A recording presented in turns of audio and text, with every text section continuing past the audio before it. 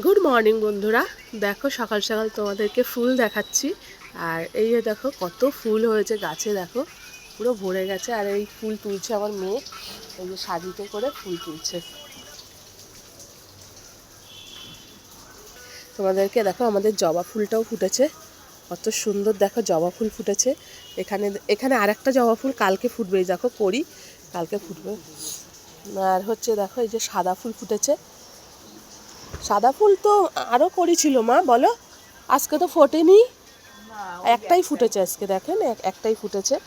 আর এই দেখো সব আমাদের গাছের কিন্তু ফুল, এগুলো নিজেদের গাছের ফুল। আর এখানে দেখো প্রচুর কড়ি রয়েছে, দেখেছো সাদা ফুলের কড়ি সব, প্রচুর কড়ি রয়েছে।